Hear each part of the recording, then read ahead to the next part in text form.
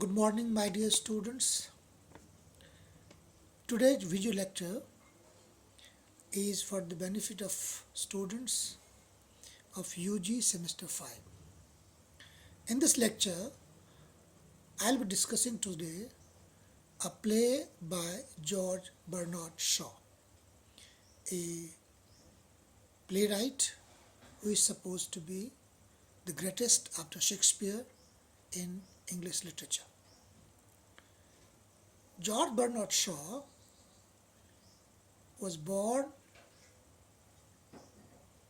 in 1856, so almost in the middle of the 19th century, and he died in 1950, in the middle of the 20th century. So he lived almost for a century, to be exact 94 years. Half of his life was spent in the 19th century and the other half of his life was spent in the 20th century. His life and his works are of great importance in order to understand how the Victorian England changed and transformed itself to enter into the 20th century. So, the plays and essays and lectures of George Bernard Shaw are of great importance for the students of literature as well as all those who want to study and understand English society and the changes that occurred in it. George Bernard Shaw was an Irish.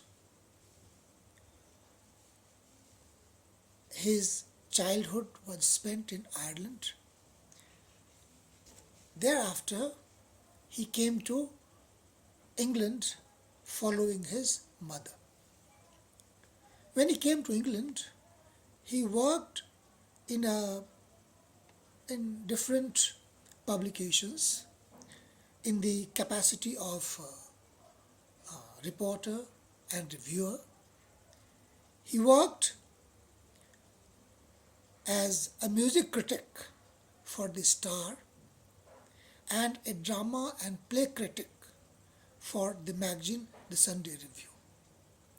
And he worked in those two magazines for a considerable period of time, which gave him a significant exposure to the world of music and to that of drama. And thereafter, he tried his hands at writing novels, in which he did not get much success. But his experience as a music critic and a drama critic played very significant role in his success as a dramatist. When he started writing drama in 1890s, he employed all his experience as a drama critic. As a drama critic and reviewer, he had an occasion to visit different theatres, to watch plays being performed, and he watched very critically how those plays were enacted and shown to the public and how people reacted to those plays. So, in that process, he was able to develop his own personal poetics or the theory of drama, which he employed when he started writing plays. George Bernard Shaw has written around 60 plays, some major plays, some smaller plays.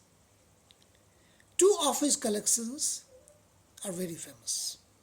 One, Plays Unpleasant, and this collection included the play Widower's House, The Philanderer, and Mrs. Warren's Profession. Now, these plays concerned the social issues which people did not want to discuss in public. And therefore, G.B. Shaw called this collection plays unpleasant. That is, people were not happy discussing those issues in public. His second collection of plays was Plays Pleasant, and it included Arms and the Man, Candida, and You Can Never Tell. Now, the second collection, Plays Pleasant, has some issues which people could happily discuss in groups and which had started to become a matter of public discussion. And that's why perhaps George Bernard Shaw called those plays pleasant. George Bernard Shaw had a certain view about literature which must be kept in mind in order to understand any of his writings. George Bernard Shaw did not accept the romantic notion of literature, which is generally expressed in a phrase, art for art's sake. That is, art exists not for any specific purpose, not for any specific social or political goal, but art exists for itself, for its own beauty, for its own virtue, for its own merit. So art is not required to cultivate or discuss or to persuade because it has any social or political relevance. George Bernard Shaw outrightly rejected this view. His contemporary Wilde was a great admirer of this idea, art for art's sake. George Bernard Shaw said that if he has to write art for art's sake, then he would not write even a single word. So for him, literature, art, music, play, drama, they all had a social purpose. They all had a social relevance. So if a playwright or if a dramatist or a novelist writes something which does not help the society to become a better one, then that writing has no relevance. So George Bernard Shaw was a firm believer that art must serve social purpose. It must have a social message. It must help the society or a member of the society, a human being, to become better one. And all his plays, therefore, are written keeping this idea in mind. He hasn't written even a single play which does not have a message. There is one more thing to be understood about George Bernard Shaw. George Bernard Shaw was a well-read man, and therefore he had a very well formulated political and social philosophy. And he had a well-defined view almost on all and every social and political problem. So when he took up a social issue or a political issue or a moral issue or a religious issue, his play became a vehicle for the transmission and propagation of George Bernard Shaw's idea on those issues. And therefore, it is often said that George Bernard Shaw's plays are the play of ideas. His plays are often seen to be involving characters who don't indulge in much action. They are discussing an issue all the time. And it is because of this that his plays are also called discussion plays. Sometimes his plays are called problem plays. Why? Because his plays take up a social or political or a religious problem confronting the society, and he tries to suggest a solution. Now, the solution suggested by George Bernard Shaw may not be acceptable to all, but he suggests a solution so that the society can ponder over that solution before accepting or rejecting it.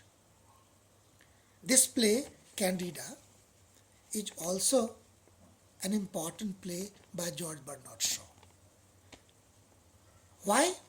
Because in this play he takes up the issue of marriage, the issue of compatibility in a family.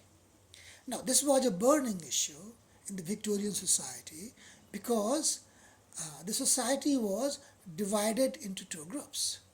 The majority believed that the conventional function of the institution of marriage, the conventional attribution of roles to women were okay. But new thinking had started taking place. And those who favored the new thinking, they had started questioning these social institutions. George Bernard Shaw's Candida is an important play from that perspective. George Bernard Shaw's Candida is called a comedy, and it is a comedy. But in the play, George Bernard Shaw gave a subtitle, and the subtitle is Candida, a Mystery. He calls it a mystery. Now, the name of the play is significant. The play has been named after a character of the play, and the character is Candida. Candida has often been interpreted as one who is candid in her belief, candid in her understanding, and candid in her expression of her belief and understanding.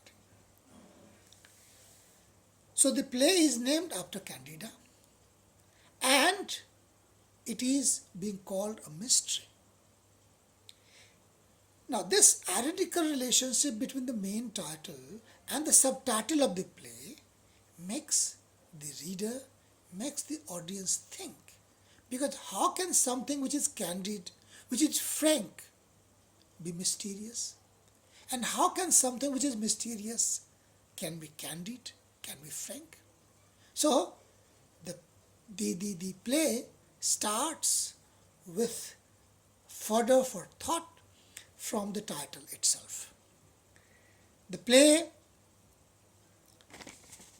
has 6 characters. 1, James Model, who is a churchman. At the same time, he is a socialist. So he is a Christian socialist, a man who is trying to set up a bridge between Christianity and socialism. He is very articulate, and therefore he is busy all the time lecturing at different places, propagating his ideas and his views. He has a secretary whose name is Prosperine Garnet, and she is often called Prosy or Prosy. She is James Morrell's secretary. There is one, the Reverend Alexander Mill. He is Morrell's junior subordinate. Then there is Mr. Burgess. Mr. Burgess is James Morrell's father-in-law, that is Candida's father, and Candida is James Morrell's wife. And then there is a character, Eugene Marchbanks. He is a, a young man of 18 years, in his teens. He comes from a royal family, but he seems to be a spoiled child. He is a poet, and he has absolutely no idea of the real world or the actuality of life. The play is in 3 acts. The play is in 3 acts, and all those 3 acts occur during the 3 periods of the same day. The first act in the morning, the second act in the afternoon, and the third act at night. The first act introduces the different characters and their roles, what they are doing. Like James Morrill is busy with his secretary in his office, which is perhaps a part of his house. So he is busy reading the letters that his office has received. His secretary, Prosy, is helping him. Now all those letters are request letters to James Morrill for lecture. There is a constant demand on James Morrill to deliver lecture on different issues related to Christian socialism. In that connection, he is informed that James Morrill has been invited by Huxton Freedom Group to deliver a lecture on Sunday by his secretary Prosy. But later it was found out that Sunday is not free. James Morrill is not free on Sunday. He has different engagement already. He has to deliver lecture in the church, and therefore that group is given a separate date. Now here, the accents that we find in this first act helps us to realize who is James Morrill, what is his business, who are his assistants who are helping him. Now in that act itself, it is also informed that James Morrill's wife Candida is going to come, and James Morrill has to go to receive her at the railway station. Now the very first act also introduces other 2 characters like Lexi and Mr. Burgess who is Candida's father. It is also revealed that James Morrill is not having a harmonious relationship with his father-in-law, Mr. Burgess, because Mr. Burgess is a businessman who doesn't follow any principle in his business. To earn money, to earn profit is the only principle that he follows, which is not approved by James Morrill, and therefore they have a kind of strained relationship between them. Now, when James Morrill somehow fails to go to railway station to receive his wife, Candida, comes on her own, and then James Morrill feels sorry. Then it is informed that she has been accompanied by a young man, Eugene Marchbanks.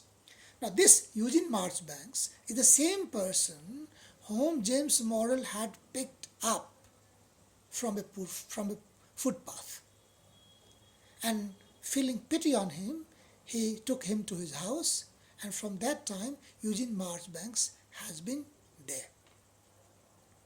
In course of discussion, Eugene Marchbanks conveys his view that he doesn't like the fact that James Morrill does not take care of his wife, and that Eugene Marchbank himself has developed some kind of soft corner for Candida. And here, when the conversation goes on, James Morrill gets angry knowing that here is a kind of outsider who has been taken in on the ground of just pity and compassion, has dared to express his love for his wife. So he wants to kick him out of the house. But Candida intervenes and Eugene Marchbanks continues to stay in the house, and Candida says that okay, you stay here till lunch. Now, in the afternoon, in the second act, Eugene Marchbanks see Candida doing variety of things in the house, like she's brooming the floor, she's cleaning the house, she's putting paraffin in a lantern, she is cutting onions. Eugene Marchbanks, being a poet, he had developed a very, very high opinion about Candida. And when he finds that Candida, who is being idolized by him, is being forced to do such kinds of things, he gets angry. He is very angry. And he expresses his anger. But his expression is not taken coolly and friendly by James Morrill. He too gets angry, and there is a heated discussion. Now, in course of that discussion, Eugene Marchbanks further expresses his love for Candida. Now, for some time, James Morrill does not take it seriously, believing that Eugene Marchbanks is in his teens and it is his childlike behavior.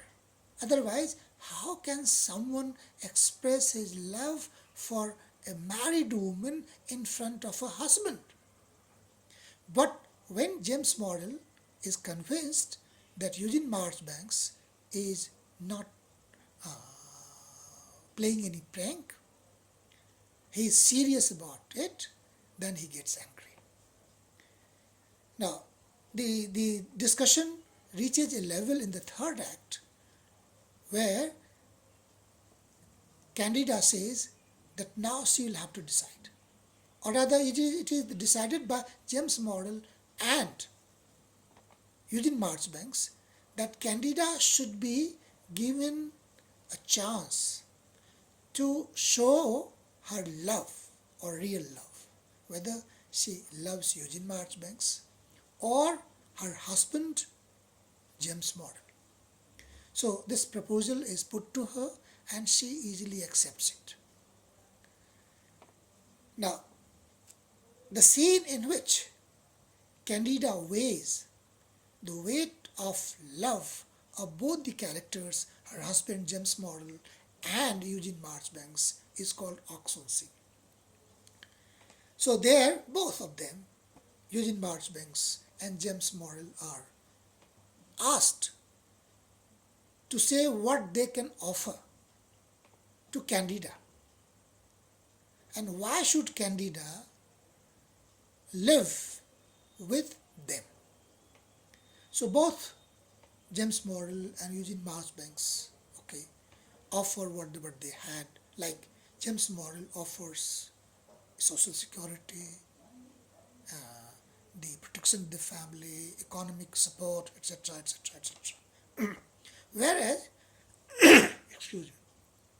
Whereas Eugene Marchbanks is not even aware of the fact that these things are required for life, because he has not faced a situation in which he would have to worry about these things in his life. So he is a poet, and he is a kind of poet who is in his poetry all the time, 24 hours. So he is completely ignorant of the problems or the realities of the world. Anyway, when Candida considers their proposals properly, she finds that James Morrill is a weaker character. Why weaker? Because James Morrill is more dependent on her James model cannot live without Candida because it is she who takes care of everything of James model's life. On the other hand, one may not like the life of Eugene Marchbanks, but he has been living independently without Candida.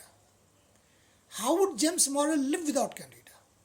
So it is this consideration which forces us to consider James Morrell to be the weaker one, to be more dependent. And therefore, he gives a decision that she would like to continue with her husband James Morrell, not with Eugene Marchbanks. And she states that she has decided to continue with her husband not because the fact that she loves James Morrell or she loves James Morrell more, but simply because she finds James Morrell to be more dependent on her. It's like a mother who cannot leave her child even if her child is doing some mischief, even if her child is indulging in some kind of disrespectful behavior. So here she gives a verdict that she would continue to live with her husband because he is more dependent. Now this verdict of Candida breaks Eugene Marchbanks' heart. He is unhappy, he is dissatisfied, but yet he takes the decision in his state and the play ends here. Now here the point that is to be noted is the contrast. James Morrell feels that it is he who takes care of Candida. It is he who gives economic support to Candida. It is he who takes care of Candida. The truth is, or what Candida believes, that James Morrell cannot succeed in his life without her. So all the name and fame that James Morrell has earned for him, it is because Candida's support. If Candida decides to stay away from him, not to take care of him, not to do all the family chores which were required by a family man to do, then James Morrell will not be able to achieve those success that he has. But James Morrell's success comes at the cost of Candida's suffering, that she suffers day in and day out. So James Morrell takes Candida's love and affection and his services for granted, which is not the truth. The truth is Candida has to suffer a lot. And Candida has every right to choose the person she loves, to choose the person she wants to stay with. She is not bound by that institution of marriage. But the conclusion of the play shows that Candida decides to remain James Morrell's wife. Candida decides to honor the institution of marriage. Now, what does G.B. Shaw want to convey by this conclusion, which is difficult to digest easily? Number one, G.B. Shaw was not a rebel. He was a reformer. He wanted to reform the society. He wanted this social institution of marriage to transform, to change. And therefore, the conclusion of the play respects that institution. But he also leaves a message to the audience to reconsider the institution of marriage, whether this institution of marriage is good enough or has it some weaknesses, some demerits which need to be reformed, which need to be taken care of? Now, the second point, he also wants to emphasize perhaps that Eugene Marchbanks is a typical romantic character. He has no idea, he has no notion of the realities of life. So if he had allowed Candida to leave her husband James Morrel and to go with Eugene Marchbanks, it would have been the triumph of the romantic notion of life, which George Bernard Shaw did not like. Because in our actual life, we have to face a number of difficult questions, a number of difficult situations, and we have to find answers for those questions. We have to find solutions for all those difficulties. Eugene Marchbanks has not seen or experienced those difficulties, and even if those difficulties have come into his life, he did not take them seriously. Now, this notion of life cannot be acceptable. No society can prosper, no society can progress with the notion of life that Eugene Marchbanks has. Now, the way Eugene Marchbanks has been portrayed also shows that G.B. Shaw wanted to satirize the romantic notion of life. So sometimes his depiction, Eugene Marchbanks' depiction, generates laughter, generates fun, generates a feeling in which we tend to take him not very seriously. So this also shows G.B. Shaw's view that he did not like the romantic ideas and the romantic notions of life. My dear students, this play is very important in order to understand the Victorian context of the play and what George Bernard Shaw had to say about that context. The institution of marriage is something which in G.B. Shaw's views has to be looked into afresh. The relationship between wife and husband is something which has to be looked into afresh, and we have to make a new beginning.